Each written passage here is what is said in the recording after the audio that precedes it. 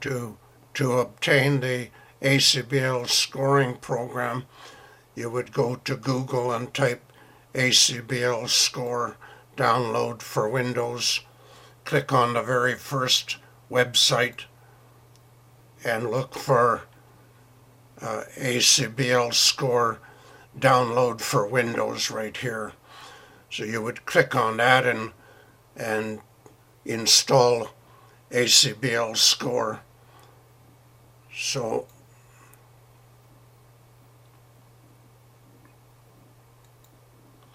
once ACBL score is installed, you would see an icon like this, Ace of Spades icon.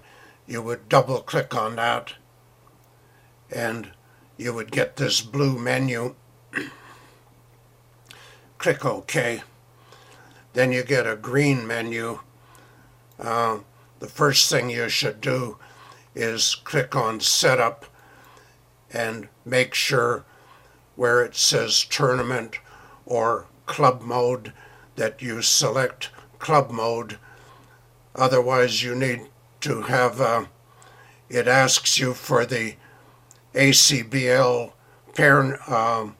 person's number, ACBL, and nobody would have that number, so make sure it says Club Mode. Then you would go to the database and enter the player names. I already have all these player names, but if you were starting from scratch, you would type add, then you would type the person's name in, I use capital letters. Then you click done. That would add that person to the database. Then the next person, and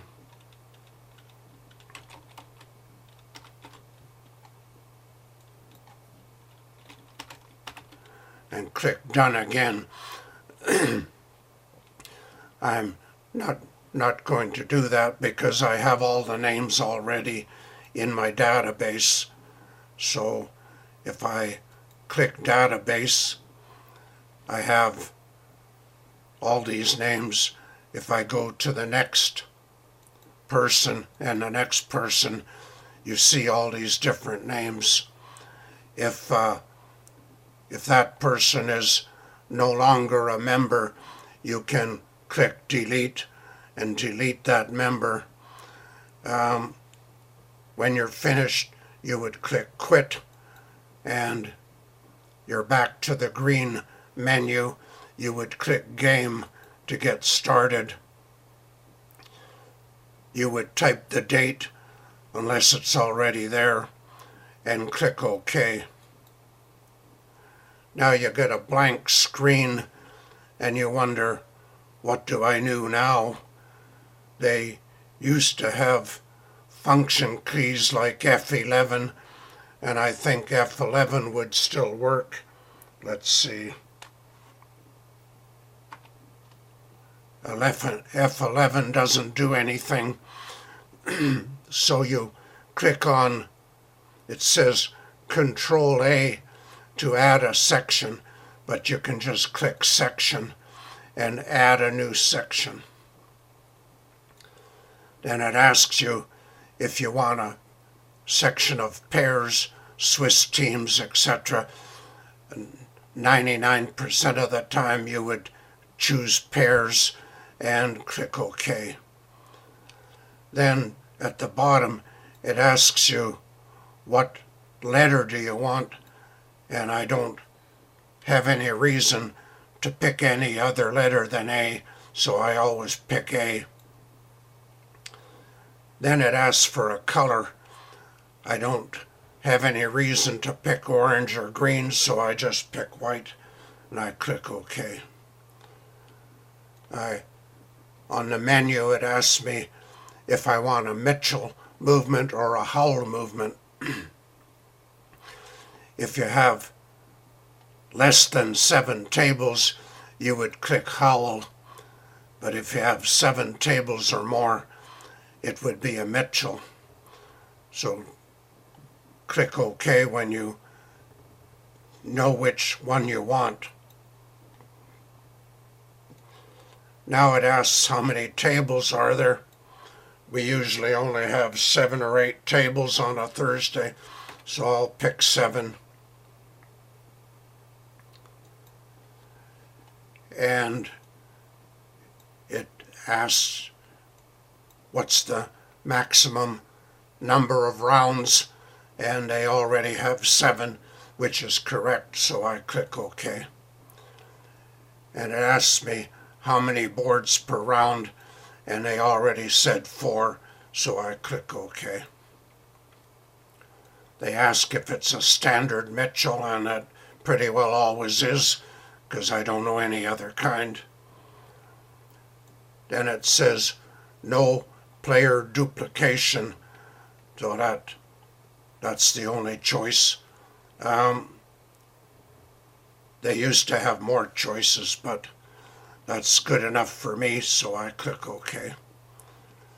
They ask me if there's a sit-out or a phantom pair. So if pair 7, if there's a pair 7 east-west, that means north-south would be the phantom pair. So north-south would be missing. So I just say yes, north-south is the phantom pair. And it's at table 7, but it could easily be at table 4 instead of table 7. Could be any table. Okay, now normally the travelers are picked up by the north-south pair number. That's the most common, so that's what I use. Click OK. Now it asks me if there's any master points, and we don't have any master points, so I say OK. The total number of sessions would be 1. We don't have a stratified, so it's OK. And we want to include the overall rank in the recap, so yes. And the event name at RMSS.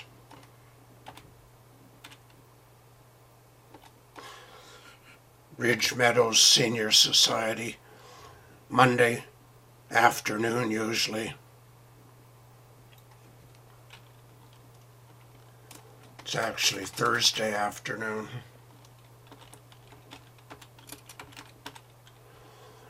And click OK.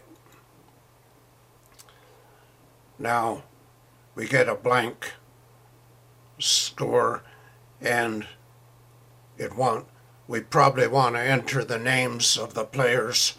So if they're already in the database, you would click F3 function 3, and it asks you if you want to use a database. If you don't have any names in the database, you'll just have to say no and enter them, but all my names are in the database, which is handy. I say yes. Then I press enter to enter the first pair. We enter their last name first, SCH, and press enter. There's two players with that name, Connie and Walter. Connie usually sits at table 1, so I click OK. Connie's partner, her last name is Smith, so I press enter, and there's only one person with that name, so I click OK. So I got the first 2 pair numbers.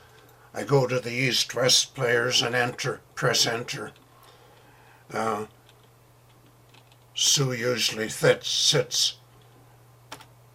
Her name starts TH, and her name is Sue, so I click OK. She usually plays with somebody named Drozdiak.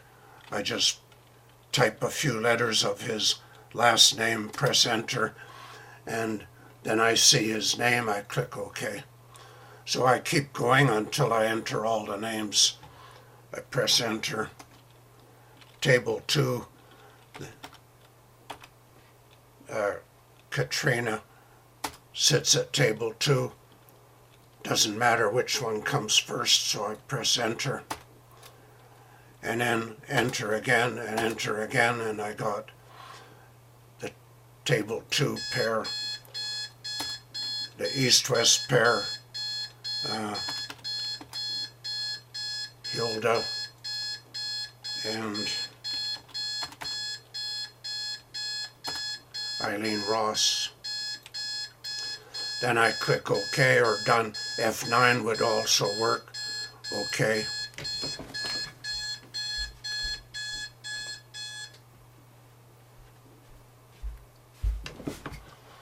Now I want to enter some scores, so I can hit the F2 down at the bottom. It shows F2 is for entering scores, or you can just go where it says scores and start entering scores.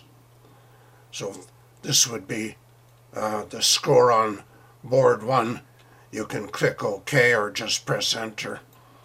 Then you can enter the scores, like Trump making 2 would be 120 by north-south. You only type 2 numbers and press enter. And 120, if at table 2 north-south goes down 1, that it says they're vulnerable, so you press 1, 0 and a minus sign, and 100 goes in the next. If you press enter, it just enters the same score on the same column. But if north-south makes a game on the next one, it says at the top they're vulnerable, so it might let me enter 400, but that's not the right score because they're vulnerable. 600 is the right score. Now, if the next team made 4 spades and I tried to enter 420, it let me enter it. It says nobody's vulnerable at the top, so it let me enter 420. And then somebody goes down 200.